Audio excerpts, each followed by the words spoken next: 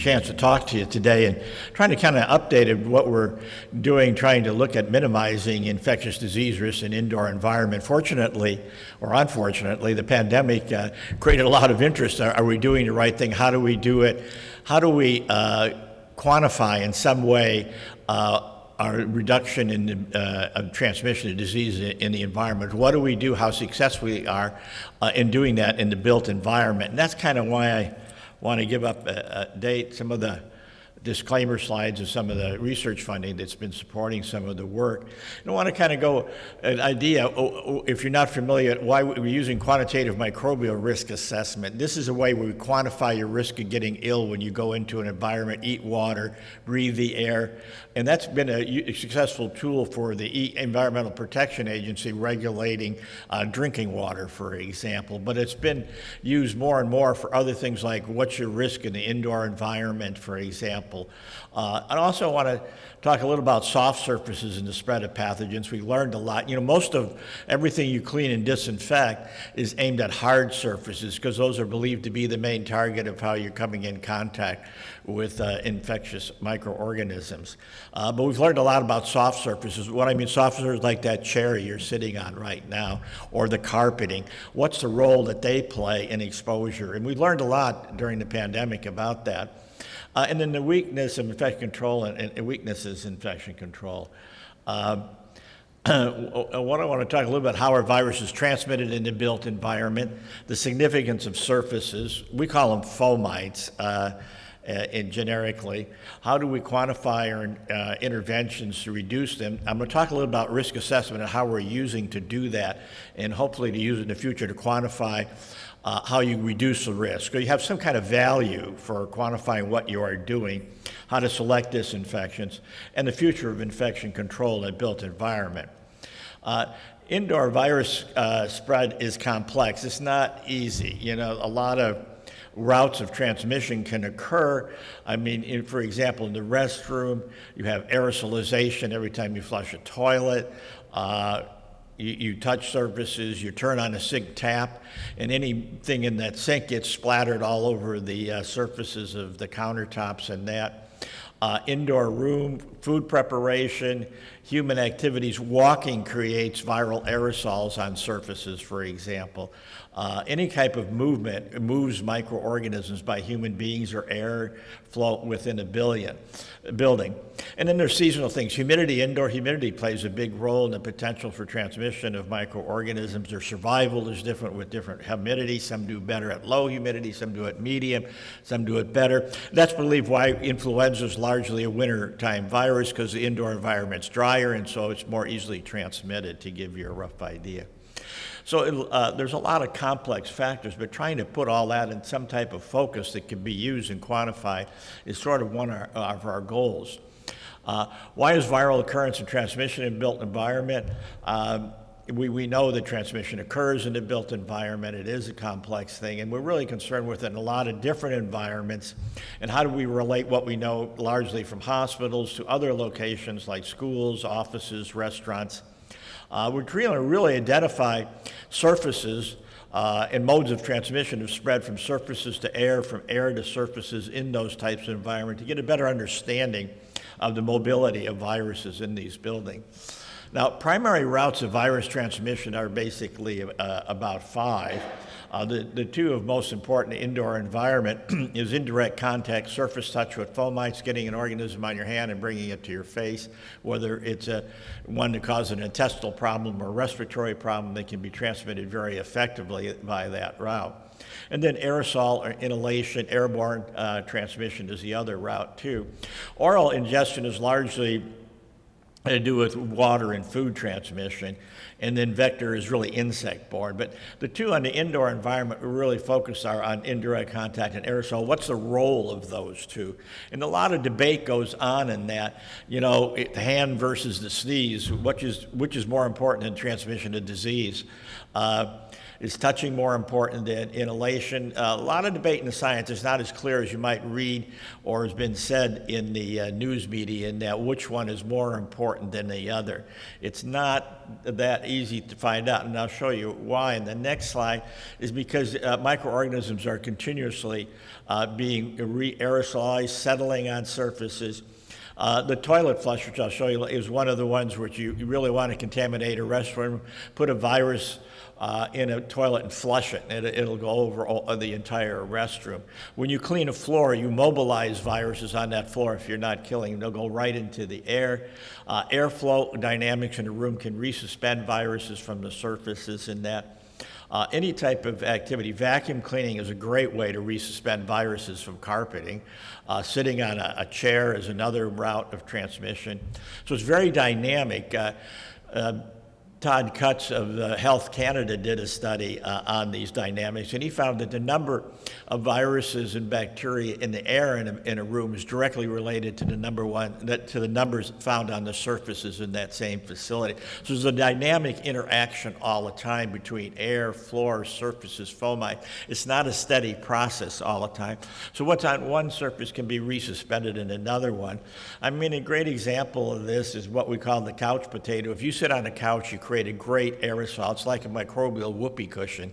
It just goes all over into the air. We've also, you get coated with it and you can inhale it. It gets in the air, it gets on your clothing, whichever in that couch. And we've done studies with chairs like you're sitting on now and putting bacterial viruses on it, have people sit on them and you create a great viral aerosol when you do that. Also, walking on a carpeting like this, if there's a virus or bacteria in the floor, it goes right into the air, right to your breathing range and that. So it's very dynamic. Even a tile floor, you will get viruses resuspended by just walking on it, which is interesting enough. So it's a dynamic situation of how microorganisms and viruses move in the indoor environment. Another good example is the recent, some people call this the toilet sneeze. Some people at the University of Colorado have done a really good job of doing time-lapse photography of toilet flushes all the time.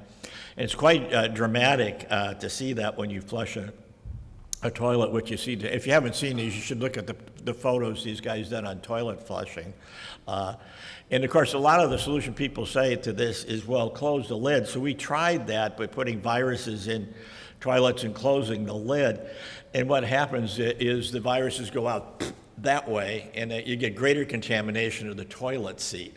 So it's not the greatest idea. Also, if you're near it, you're going to get fecal bacteria on your knees because it's going to hit right where your knees are. So that's another thing.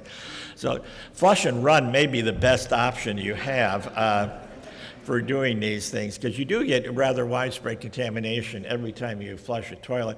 The probable solution, if there's an issue, is automatic toilet bowl cleaners seem to work well. When you flush, they release a disinfectant, or I've seen them in urinals used in that too. Yeah, urinals is a great one too, man. You get hit with a spray right away. A time-lapse photograph of a urinal is something else. With it. So that's another one. But flushing, they do create a contamination, but how much of a risk are they? Are they really that important of a risk in that? I think that's one of the things that we really have to ask. We know that contamination occurs, so what type of interventions do we do to reduce that risk on that?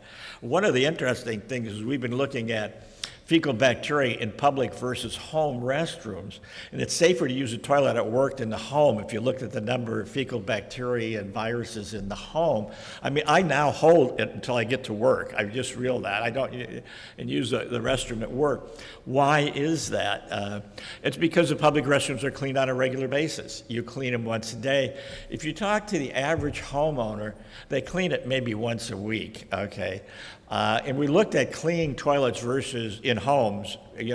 Should you clean your toilet once a day, twice a week, 3 times a week? And it comes out to once every 3 days, interestingly enough, is the optimal frequency of it. But people don't do that. The other thing you have in the home is you have a lot of lotions and towels and whatnot, and that probably creates a situation why they do that. So definitely, if you're worried about getting diseases from toilet, using one at work, because that's what we find usually is the best. Now, that also depends on the frequency. These are modern use of restrooms. We're looking about an office and frequency. If you go to like the University Student Center, yeah, then you got a problem. Those toilet seats never get cold because there's thousands of people using those. Same thing like an airport. You can almost tell the number of people that used a toilet in an airport by measuring the temperature of the toilet seat, because it's influenced by the frequency of people sitting. Maybe you won't want to know, but we learned a lot of tricks about how exposure occurs. And it varies a lot too. Just to give you an idea, in public restrooms, we've studied contamination. And the most contaminated toilet stalls in public restrooms are the middle ones, because people prefer to use the middle stall. The least contaminated is the first stall entering a restroom with multiple stalls, and that because fewer people use it, and there's a greater chance you'll have plenty of toilet paper because fewer people are using it too. Most of the toilet paper use also comes out of the middle stall. So there are a lot of things you'll learn. Maybe you don't want to know about these things, but there are differences in human behavior and their preference for where they're going to use the toilet in their frequency of use of the toilets. And toilet use varies between men and women, if you didn't know. Men use the toilet earlier in the morning, and women use it later. Men opt them usually around 10 o'clock at work, they're using it. Women are 11 o'clock. I think men drink more coffee? I don't know. But we've done a lot of studies trying to get a background of how use and exposure might occur in home and public restrooms. And restrooms do get fairly contaminated. If you adenoviruses cause respiratory problems, and they can cause diarrhea in children in that. And that's the most frequently found virus in public restrooms. And studies done in Europe, they found that fomites, inanimate objects in public restrooms, 67% of them have the adenoviruses on them, surprisingly. It's a fairly persistent virus, and only about 10% in the air. So your contact and exposure was much greater from touching a surface than inhaling the air all the time. If you look at viruses that cause diarrhea, they're fairly rare, actually, in public restrooms. They're only about 1 or 2% of the surfaces, where adenovirus, because it's a respiratory virus, you find it more often in it. It's also excreted in the urine. By the way, don't believe if you hear that urine is sterile, that ain't true, boy. People pee out viruses all the time, let me tell you. I think they're largely looking at viruses. Even the SARS-CoV-2 virus is excreted in the urine, by the way, and it's an infectious form. So urine is also a concern when you talk about public restrooms. But it also comes down to understanding how surfaces are touched more in schools than anywhere else, because the children are always touching their, they're interacting with their environment, relative to the office is not as interactive in terms of looking at the whole office and that. So a lot of people have done like, what are you touching? How often do you touch these surfaces and that? Because with that information, we can then take a look and quantify what's your risk of getting ill if we know how more you're touching a surface. The other critical thing is how many times you put your finger in your face. And we've done a lot of studies looking at what's the relative thing. For example, airport versus classroom. People touch more surfaces in a classroom than they do in offices. The most fecal bacteria, by the way, and I don't know if I think I show that, in a school is actually the desk. You'll find more fecal bacteria on a desktop in a school than you will on a toilet seat, to give you a rough idea. Largely because that's where your hands are. You're touching that all the time. Airport versus a zoo. Airports, people touch more surfaces. In churches, they touch their face more often. Their face more often. In classrooms, because we kind of get an idea where people are putting their hands to the face the most. Actually, it turns out when you're eating a meal, you touch your face more than any time during the day. But it'll vary in the environment you're at, classroom, church. People don't pick their nose when they're praying, usually, is what we find out. But they have no problem doing that in a classroom for some reason. But you learn a lot about human behavior. Why is this important? Well, then we can get an idea of what people are touching and their risk for doing it. Now, hand contact, if you start looking at it, and getting numbers, because that's what we want. Adults are about 15, 16 times per minute. You're not even thinking about it. You're doing it all the time. That's about every 3 to 5 minutes you're putting your fingers in your face without realizing it. And then we and others quantified how often do your eyes, your nose, your lips, lip touching is really frequent. You know, some people have the ability to pick their nose and scratch their eyeball at the same time. That's why I put that on there. It's a unique symptom. But you can do, that's why you can transmit the common cold by rubbing your eyes, because there's a connection to your nose. So when you sneeze and you feel like your eyeballs are going to pop out, there is a reason for that, for doing that. So really any kind of facial contact creates a situation where you do it. But the thing what we're trying to do with this kind of studies is quantify it, because we can quantify it in these different environments. We can get an idea of predicting your risk of getting ill, and then we can do that. Then we can look at an intervention to reduce that risk of probability. And that's where we're kind of headed. What about, what's interesting, you look at viruses, common cold viruses during the cold season in offices, which you do. We wanted to look at conference rooms, cubicles, general office space. Was there a difference? To see in that, actually New York City really seems to have more of an issue than other cities. Maybe the crowded people spend more time in their office in that. But it varies across this. Usually cubicles, which surprised us, came out more commonly infected. That's because people, I think, when they sneeze, do it on their next cubicle, rather than their own or something. But cubicles turned out to be a problem. Could be airflow situations in that.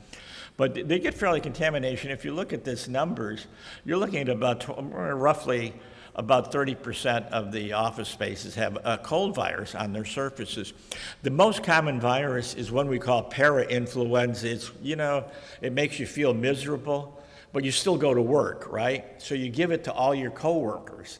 And so it turns out to be the most common virus. The viruses you find most often in office buildings are ones that don't put you in bed like influenza, but go like, I'm miserable, but I go to work, okay? And then you give it to all your coworkers, okay? That's what we usually find out. But this virus only occurs in adults in the fall, interestingly enough. But it becomes widespread. This was all done within a matter of about 2 months, and you could see it really was around all the offices that you could see. That's one of the problems. Presenteeism, going to work ill, is often seen as a major problem where you're not as productive and you're spreading the illness in the office environment. The other thing is, how fast does this occur? How fast does a virus move in the environment? What happens if you walk in the office building and how long does it take to contaminate all those surfaces if you have a viral infection? Well, what we've done is put viral tracers, which are bacterial viruses, don't infect human beings, on push plates to buildings. And then we collect samples throughout the building to see what happens. How fast does it move when they start coming into work and that? And where does most of the contamination occur? Well, it's actually the coffee break room is the first area that gets contaminated. Because what's the first thing everybody does? They get a cup of coffee, right?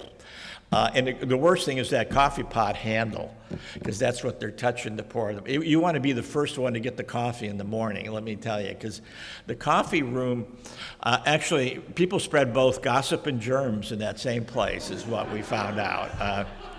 Because it's in terms of fecal bacteria, again, it's worse than the restroom. Why? Take a look at that. You got food in there for bacteria to grow. You're touching surfaces. Usually there's a tabletop too. When people sit at, you got your hands on the tabletop and that. So actually, that's actually an area that facility people should really look at closely. You see the same thing in hospitals. We learn the germiest spot where you have bacteria that cause infection in human is a nurse's break room. Why? Because they don't disinfect it on a regular basis, whereas the patient rooms are doing it every day. But so that's another good germ exchange point we've learned in our studies. The other thing is impact what happens. Virus contamination occurs very readily if you contaminate a push plate with a virus. Within 4 hours, half the surfaces are contaminated, and in 7 hours, you get a little bit more, but in the same range. We did an intervention in these studies where we supplied the people with hand sanitizers, put a hand sanitizer in the coffee break room, and gave them disinfectant wipes. And that really cut down on the spread of the viruses in it. So this was a way how we showed an intervention, we could quantify it, and we did studies. Oh, I'm sorry, yeah, please interrupt me anytime you want, yes? Yeah, since you mentioned hand sanitizers, I heard that earlier. Yeah, the hand sanitizer would work on a coffee handle, but it's not recommended. You know, there are alcohol wipes that could be used too, which are the same type of material, type of antimicrobial as a hand sanitizer. I wouldn't recommend using hand sanitizers on a surface. They're really designed for your hands for doing it. Actually, to mention, hand sanitizers are much more effective than soap and water in washing hands from what we've seen, because you can get a 99.9% decrease of viruses with the hand sanitizers, but washing your hands is currently recommended by public health people, only removes 99% of the viruses, which is not enough for the bacteria, but not enough for the virus. So our actually recommendation, because we did models on this, on your risk of getting ill, is to have a hand sanitizer on the exit door to encourage people to use it after they wash their hands. So, but that's a good point. The hand sanitizers that are currently used will get even noroviruses, which is resistant to a lot of other products too. But that's a good question, though. Yes.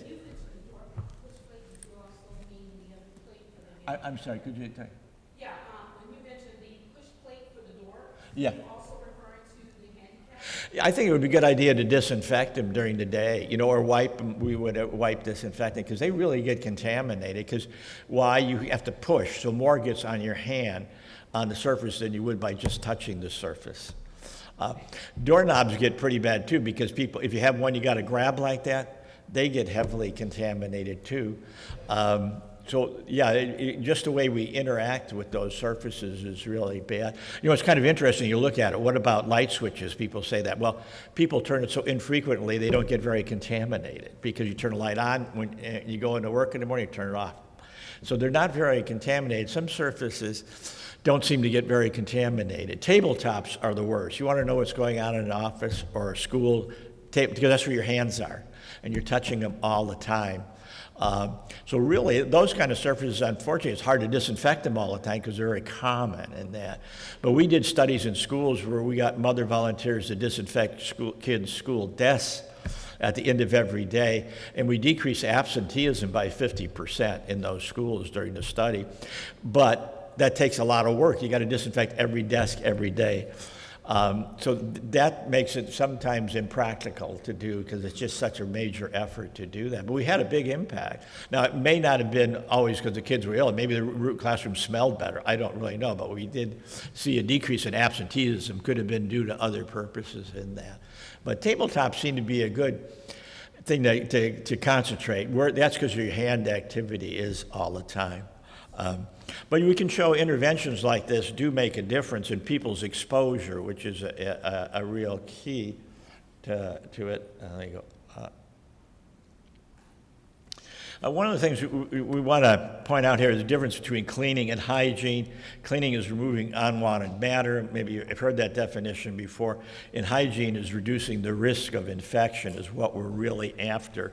And how do we do that? Well, it understands really what I've been trying to get the background on is risk assessment. How do we assess your risk of getting ill when you come into a certain environment, or what intervention will reduce your risk of getting ill? And then it's management, which is what you do in facilities. What types of cleaners, disinfectants do you use? What's your selection? What's your frequency? That becomes a risk management tool to reduce your probability of getting infected. And then communicating it, I think better communications, finding a way to communicate with the managers, office managers, with the people in the building, building confidence that you're actually doing something that has an effect. When you're dealing with microorganisms, it's all about the probability of odds of it happening. And that's what I want to talk a little bit about. When you go into a building, what's your probability of getting an illness? It depends on what the organism is, how infectious. For viruses, it only takes 1 to 10 to cause an infection, where bacteria causes hundreds or thousands to cause it. The most infectious virus known is the measles virus. If one person in this room came in with a measles infection, and he would have a 90% probability of infecting anybody who didn't have a vaccine. It's the most infectious virus known. So that's why everybody before the vaccine got measles, because it's incredibly infectious. So the objective of controlling a virus versus a bacteria are a lot different. Now, how do government agencies deal with this? Well, the approach they've used is quantitative microbial risk assessment, or people call QMRA. It's an approach that allows an expression of the risk in a quantitative fashion in terms of infection, illness, and mortality from microbial pathogens. And it's used to provide guidance for treating drinking water. For example, you have to reduce the pathogens in water if you're taking it from a surface water by 99.99%. That's their guidance, and that will reduce that risk to 1 in 10,000 per year. USDA uses it for setting standards and treatment for foodborne, and World Health Organization uses it also for recommendations for treating water and food, providing it. The idea, and they set the microbial risk assessment goal is set at the risk of reducing infection to 1 in 10,000 per year, or 1 in a million per day. And so your odds of getting infected are that. In other words, if you had a community of 10,000, you don't want more than one person to get infected from water or food, for example. And there's guidance how to do this by Canada, United States, World Health Organization, all use this approach, largely aiming at water and food in the past. What we're trying to do is use this for quantifying risk in a built environment so we know what we do and our interventions are working, and we can build, hopefully, confidence in the public. Pardon? Does filtering the water help at all? For drinking the water? Yeah. Yeah, it's used for drinking water. In other words, that 1 in 10,000 comes from drinking water. That's what EPA said, that's an acceptable risk. Why 1 in 10,000? That's your risk of getting ill from drinking water in the United States. It's estimated you have from an outbreak. That's where that comes from. And everybody's kind of used that as a gold standard, but it was really developed for water and not any other type of environment. It's kind of like, okay, that seems reasonable, let's use it. It's worked for the EPA very well in controlling waterborne diseases. So a lot of people, and the World Health Organization uses it too. But how do you do this? Well, you have to look at the specific agent you're looking at. Largely it's been used for water, wastewater, and that. Converting a drinking water. It's actually used today, you know, when you reclaim wastewater to drinking water, or toilet to tap, flush to faucet. I like those terms. So they use risk assessment. So we're going to start with sewage and convert it to drinking water. How much risk reduction do we have to have? And we use risk assessment, or QMRA, to do that. And what that tells you is you have to have 12 log, each log being 90% reduction in viruses through the process. And you do that by dose response. That means what's the probability of you getting ill if you get one virus in your nose? What's your probability? It's not 100%. It could be 1 in 10, could be 1 in 100. So there's a probability factor. Also, because you have inherent ability to fight off the infection or kill it, like some people never get norovirus, which causes diarrhea. I guess they're always constipated. Where other people, if you get norovirus, you'll get it 5 times more in your life. You're highly susceptible to norovirus. So that's the other thing you got to factor in. That becomes a probability game then that you're always playing with. So it's not good. I mean, I've studied more than 50 outbreaks of norovirus, never got diarrhea from it. Where all the people working with me all ended up with diarrhea. So, you know, I'm just a lucky guy, but I'm always constipated. But goal for disinfectants in the built environment. Okay, 1 in a million sounds like a good target that they've used for drinking water. So in other words, if you go into work, my odds should be no greater than 1 in a million of getting infected at all on it. So what we've done is looked what kinds of bacteria are in that building that could make you ill. We touched it and looked at the literature. We looked at 20 different bacteria and viruses where there was data on the built environment. Yes? Yeah, I'm sorry. Can you talk a little bit about detection? Could you repeat that? I'm having a tough time. Detection. Test? Oh, well, how we test it? Detection. Determine what virus.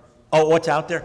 Oh, yeah. What we did is test the surfaces. You use a swab or sponge stick, and we tested doorknobs, mainly touch surfaces on it. And then we looked at the literature, what people found out, how many E. coli, how many salmonella, how many noroviruses, how many influenza viruses were on surface. What's the range of what you're being exposed to all the time?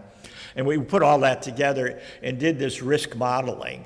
How do you get to 1 in a million in this building right here, or in an office building? Well, you have to reduce the bacterial pathogens by 99%, okay? And the virus is 99.9 because it only takes 1 or 10 to infect most people, where it takes hundreds or thousands for the bacteria. What a bacteria like strep throat, for example, let's say, would be the bacteria. Now, if you look at a disinfectant in the United States is designed to kill what we call 5 logs, or 99.999%. But if you start looking at the real world, what's achievable, you can't get that because things combine with the disinfectant dose, people don't apply. But 99 and 99.9% are achievable from what we've seen. We've gone into buildings that regularly disinfected and clean. Yeah, they can do that. And we're thinking of developing a reduction in exposure, because it's about exposure.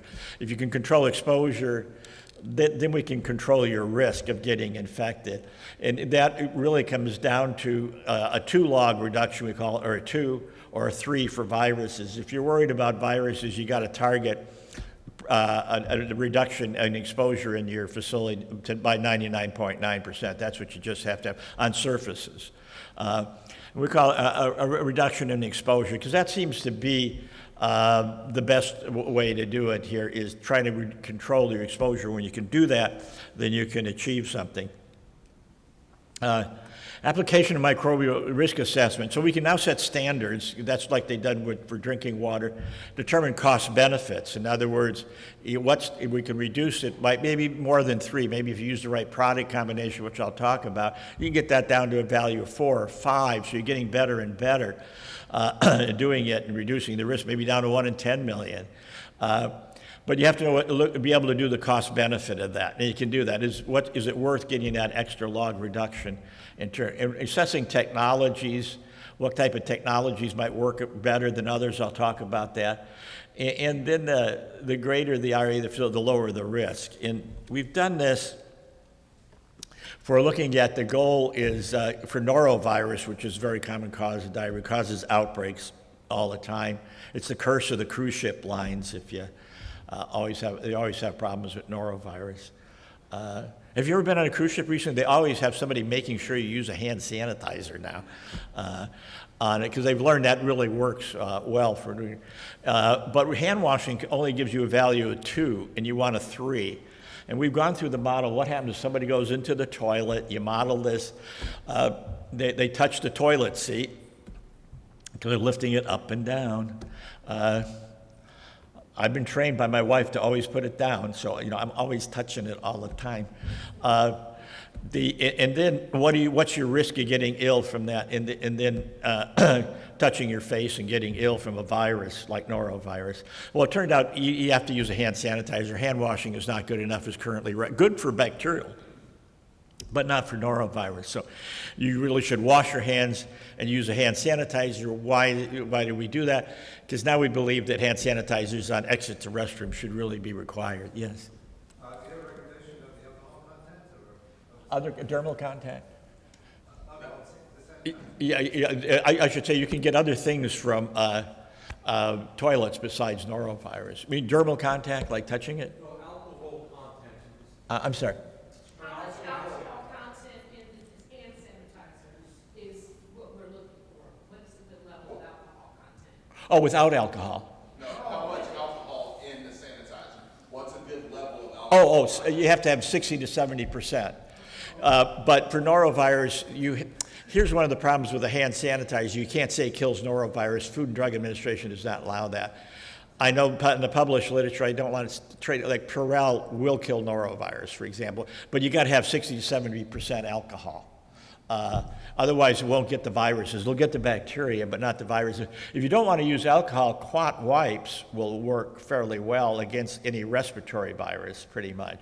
Clot wipes are, because some people don't like the use of alcohol, so there's some schools don't like it, and some religious groups don't like the idea of using it. But we've evaluated quat wipes. You have to have a quat is quaternary ammonium disinfectant. And they work against the respiratory viruses, but they don't work against the enteric, like norovirus virus. So that's an issue that you have to deal with. I'm sorry, it's hard to hear. I had time for a hearing aid for me. Yeah, right. Yeah, right. Next thing. Oh. Hey, question. So, during COVID, we had all kinds of alcohols. Uh-huh. Methyl, ethyl, isopropyl, and there's another one I can't remember. They all are different. Which ones are we supposed to be using? And did you know that ethyl alcohol can't be held in a truck by a truck driver? It's against his license. It's a Yeah. federal law. They can't have ethyl alcohol in the truck. So these are issues. But which alcohol should we be using? We're lucky with the SARS-CoV, the coronavirus, because it's a fatty layer around it. Alcohol will dissolve it. So any of those will work. Okay. So that's an advantage. However, when you get to like norovirus, no, then most of those won't work. You have to have another, to be honest, the ones that kill norovirus have a small amount of quaternary ammonium compound, and the combination with alcohol is effective. But I would say everything but norovirus, all of those will work against influenza, coronavirus, work quite well. That was really fortunate, I think, because they did work well for that. I mean, the coronavirus is a very wimpy virus. It's very easy to kill with any common disinfectants because it has a fatty layer around it, so it's very susceptible to being attacked. The real tough one is the norovirus. That's a really hardy virus in that. It's actually the most common cause of adult diarrhea, by the way, is a norovirus. One of the things, a lot of epidemiological studies were done, but they're not very quantitative. Epidemiological studies are very rough. The variability is huge. And that's one of the reasons the quantitative microbial risk assessment comes in. And we've been looking at evaluating, okay, if we use product X and it costs X amount of money, is it worth saving these many infections if we keep adding, try to find the product that and targeting its use to reduce the maximum amount of infection and keep it at a minimum cost is the challenge. A lot of innovative products were developed during COVID out a pandemic, and there's quite a lot of interesting things. I'll talk about that a little bit here. But we can, using an REI type of an approach, we can look at product efficacy, combinations of products. How about when we two products together, application, measuring performance, and training the staff to make you realize, yes, your intervention is reducing the amount of illness, fewer people are going to get ill, and the cost saving is actually quite large. Yes? So also during COVID, a lot of organizations were choosing to make their own products. Yeah. One thing hand sanitizer. Yeah. What are your thoughts about that, either from a risk standpoint, really can they be successful at it? Is that something they really can sustain, and they should choose not to just outsource and make sure they have the proper mixture as they should? Yeah. Hedging away from any kind of liability. What are your thoughts? Yeah, that was a big issue. That drove, Food and Drug Administration regulates hand sanitizer. It drove them nuts because the producers, like the major producers like Perel and other, couldn't make enough of it. So other people kept up, like even Jack Daniels had a hand sanitizer because they had the alcohol. But then FDA came down on all those guys, and that's pretty much all stopped right now. But they couldn't react fast enough, and they figured, well, some intervention's better than nothing. What can you do? There's not enough alcohol, there's not enough disinfectants. I mean, you all probably remember going to the store, I couldn't find anything, any kind of disinfectant in the store. So it was really, even toilet paper, I don't know, people got really freaked out with toilet paper. You go in there and they were afraid the next thing would be a shortage of toilet paper, I guess, I don't know. That's the only time I took toilet paper from work and brought it home because I couldn't find any in the store. It was just like, but you're right, right, not all alcohol, you got to have 60, 70%, but people jumped in, FDA came down on them, and that's largely stopped now. They're really back to the major products again, too. But I think there was probably some benefit to that, as long as you had 60, 70% alcohol. Now, there's different families of ingredients to look at this. You know, classically, quaternary ammonium compounds have been one of the most commonly used. Bleach is used. I probably should have put hydrogen peroxide has come into more use too. Alcohol, it works pretty good. Alcohol won't work against everything, like Clostridium difficile spore-forming bacteria, which is a problem in hospitals. It won't work alcohol against that, can't use that. You have to use bleach or hydrogen peroxide. Even quaternary ammonium compounds won't work against certain bacteria, but they're usually not a problem in the general public. But a lot of innovation came in, and we've gotten to the point where we believe more of a toolbox is needed. One of the things that came in is disinfectants that leave a persistence effect on it. So one of the problems when you clean a facility, well, it's going to get recontaminated right away as soon as people are walking around. So it's only in a short-term effect. So products like persistent quats, which will last 24 hours. Have you seen the Microban one now where it says 24 hours? That's the most EPA will allow a claim right now. But I know from our work and others that these products can last weeks, if not months. And some of them are working on getting longer-term claims than 24 hours. How these work is the quat sticks to the surface, and then it still acts against microorganisms. It's not a replacement for regular cleaning and disinfectant, but it covers you in between those, where you can only do it once a day or every 2 or 3 days. These will still give you some residual activity.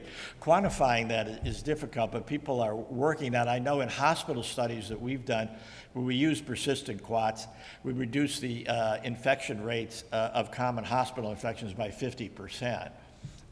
So we do know there's effect, and other people have shown the same thing with paints, like Corning makes a copper paint with copper, and it's clear, though you can't see it. But boy, it's really effective against coronaviruses and a lot of other viruses. Viruses are very sensitive to copper. Now, there was a big push to put copper tables in and other things at hospitals, but it's way too expensive. But the copper paint seemed to be more, and they got approval for their making their a 24-hour claim on it. Whether you can go beyond that, we believe you can go on that, but you have to regularly clean these surfaces too. That's not a substitute for that. Any of you familiar with 220 nanometer light? Has anybody promoted that yet in general?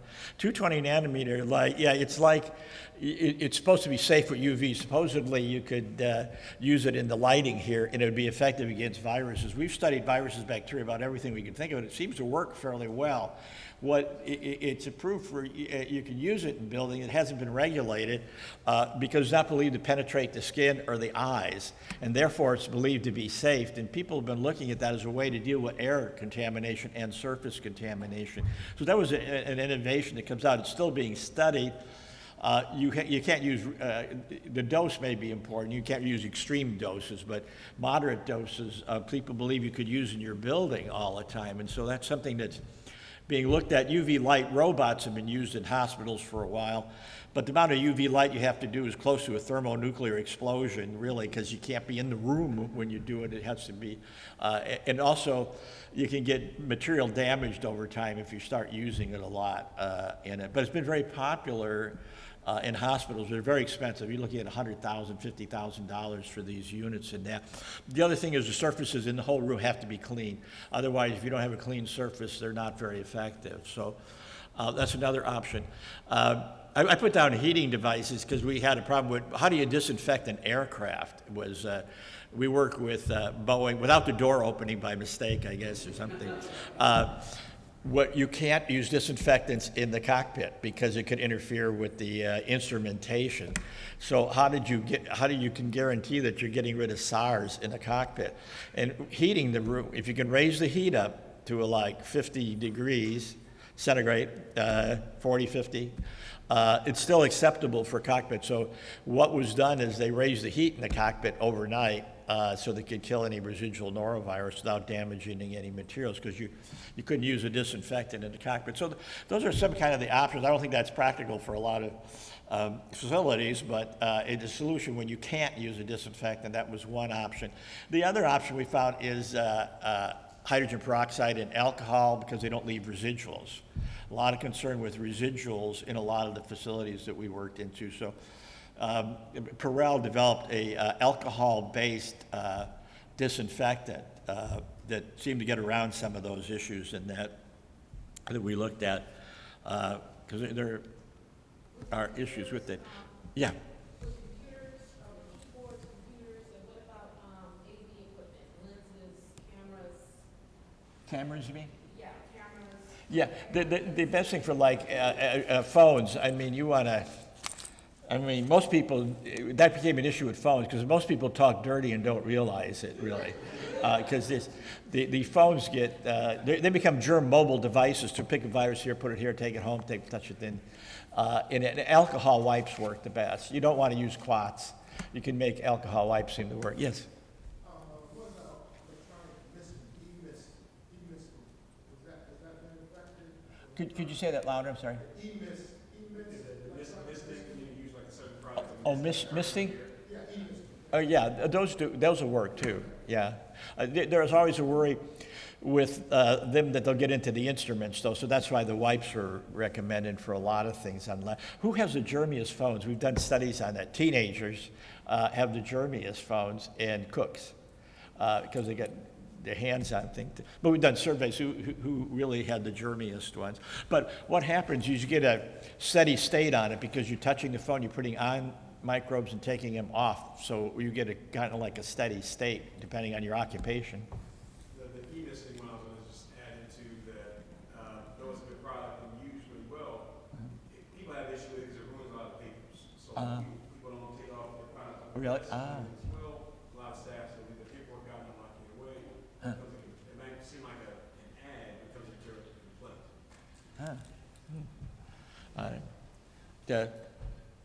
You say, in the airplane, the germiest thing in the airplane is your table when you bring it down in front of you because they don't disinfect them and cleaning them at a rate. We found norovirus, influenza virus, para-influenza. So they get really, but again, it's where your hands are.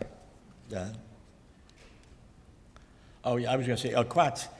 Quats, I'm sorry, quats are also commonly used. The advantage of quats, they've been around for 70 years, and you can make them 100,000 different products, and you can do combinations of them. And particularly with quat-based wipes, I was going to say in studies we looked at sprays versus wipes in homes, and you get about a 90 to 99% better reduction with wipes because while you're using the right amount, and people let it dry. Where people spray and they wipe, and they don't give enough contact time in that. So that's one of the things we've tended to like wipes a lot when they're practical and affordable to use for that reason, because they get around the issue of human behavior of using disinfectants. Copper paints seem to really be coming out too as coating surfaces and that. They seem to work fairly well from what we've seen on it. And there may be another one that gives you a persistent. What about green disinfectants? The only one really on the market is Thymol. We work in this area, but unfortunately a lot of them have allergen issues. They'll kill the organisms, but you're going to be sneezing all day with it because they're allergenic. That's natural products are very complicated molecules in that. I mean, they work great. Great disinfectants we run across cinnamon and oregano. Trouble with oregano, if you used enough to kill the organism, it would smell like a Pizza Hut kitchen. Is one of the problems with that. But they work really well in certain situations. Trying to get around the odor and allergen issues are really, but using the proper doses or combinations may work. But that's one of the issues you got to deal with is make sure people are not sensitive to developing allergies with these types of products, I would say. And people always ask, oh yeah, go ahead, please. Lemon's a great antimicrobial. Lemon will work quite well, but it won't meet EPA's requirements for a disinfectant. It's kind of interesting. You ever get lemons in your drinks where they put it in your water? The amount of E. coli on those, because who's cutting those? The guy in the kitchen, right on the cutting board where he put the hamburger. Somebody did a study on that, and I always pull it out and throw it out right away for doing that.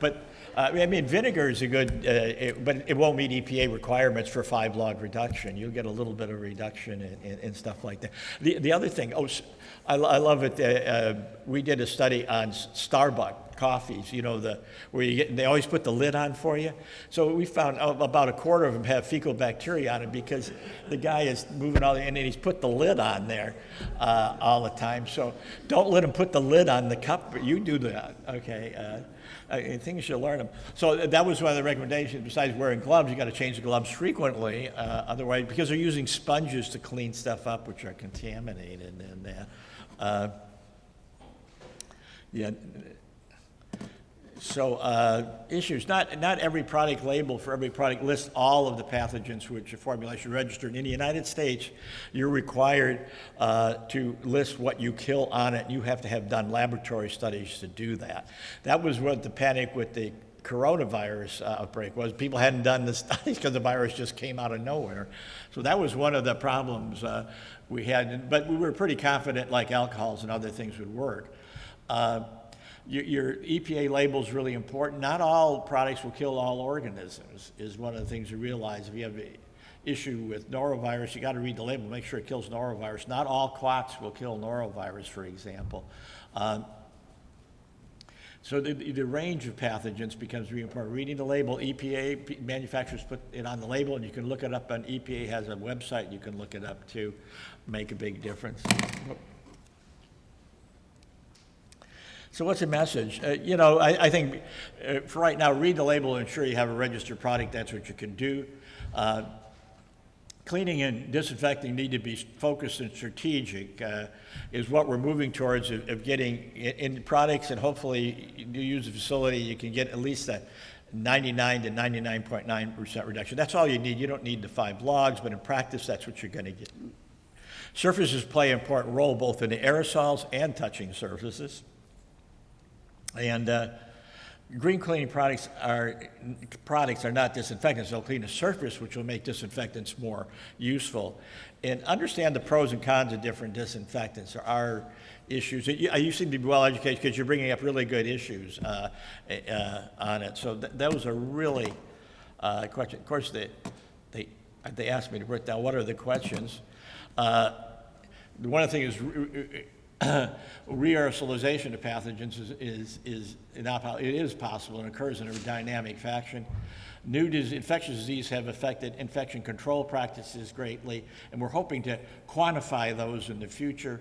QMRA can give you an idea how well you're doing. There are knowledge gaps, a lot of knowledge gaps on how pathogens spread in the environment, and a lot of it's related to human behavior too. Thank you.